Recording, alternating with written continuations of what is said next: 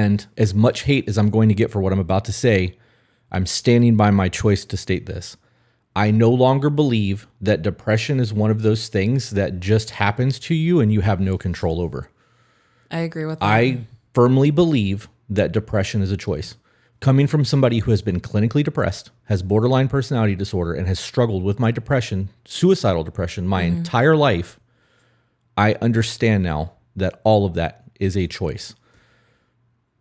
You want me to elaborate on that? Do you have any thoughts or questions before I move on? My thoughts are, I also am clinically diagnosed with severe depression, suicidal depression.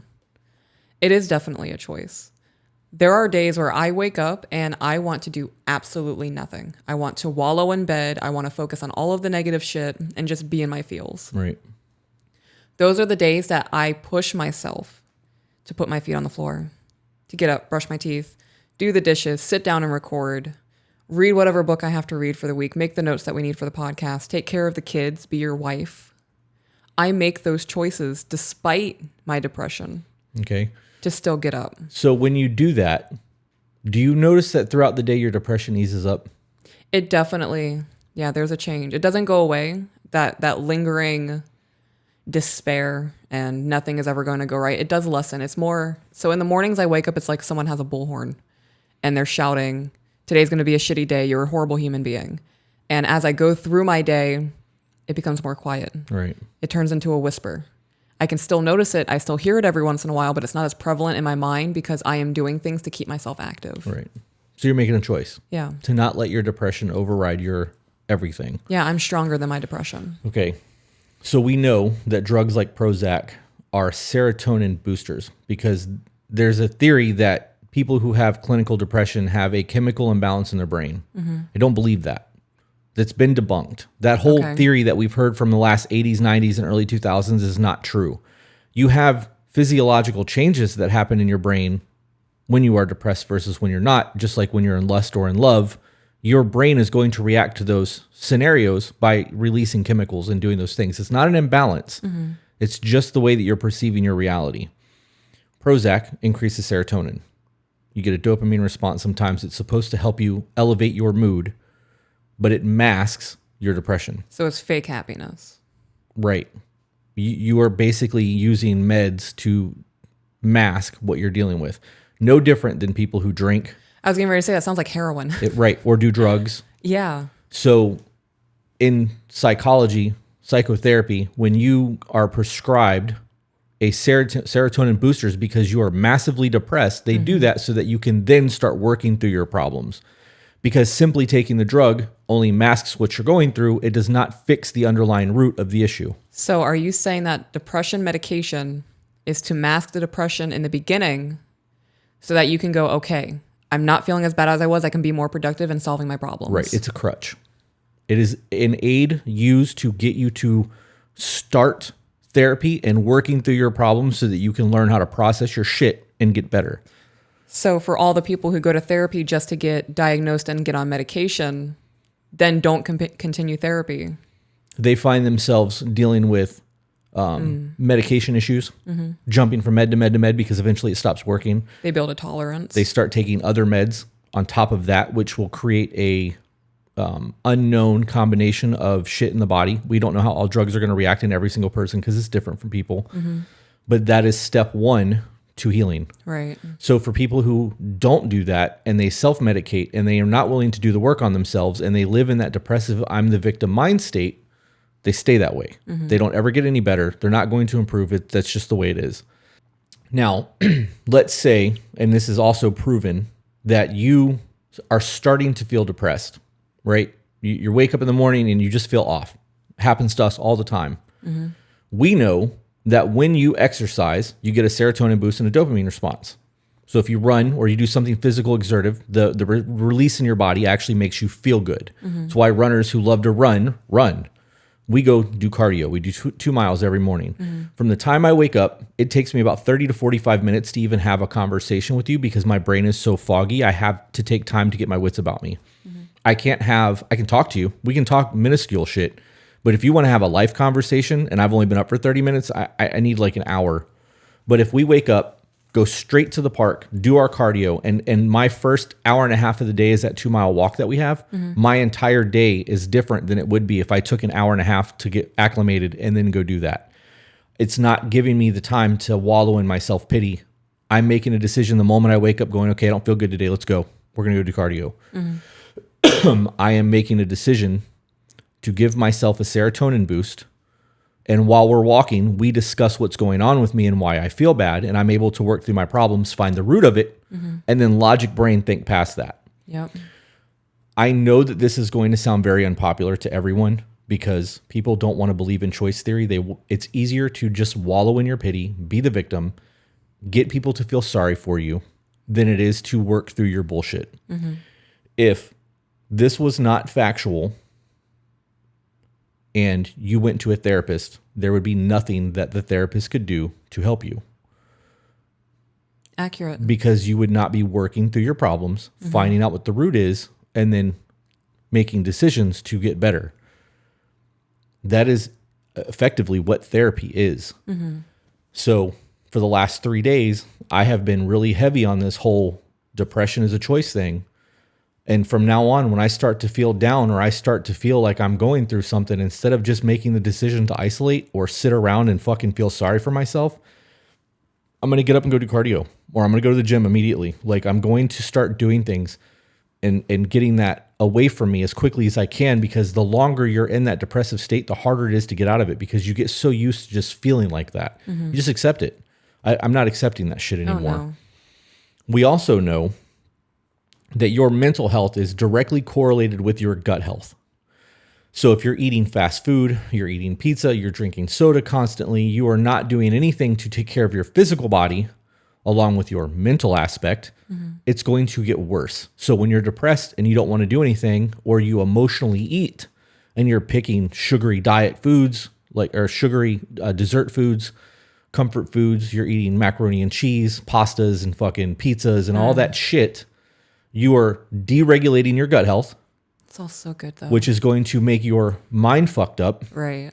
And it can create temporary cases of ADHD, ADD, other mental illnesses, and it can overall affect your depression. It's also been proven that people who are schizophrenic, who have a poor diet, that can fuck with their schizophrenia as well. This is all documented, scientific, like it's real, you can Google it. I'm not going to do well with the depressed shit in the emails anymore. I'm going to try really hard to be compassionate, because I understand that not everybody knows what I know now, and I believe this. And if I had somebody trying to tell me this 6 years ago, I wouldn't have wanted to hear any of that. You can't fucking tell me to just feel better. That's not how it works, and it's not. You telling me to cheer up is not going to make me feel better. No, it's about active choices. Right. And it does come down to that. At some point, I have to make a choice to start getting my shit together. If somebody gets divorced, right? Like, let's say somebody's wife leaves them, and they go through, she left me, woe is me, poor me, what am I going to do? I can't live without her, blah, blah, blah, blah, blah. And they stay in their house. They stop going to work. Their diet goes to shit, and they become very unhealthy, both physically and mentally.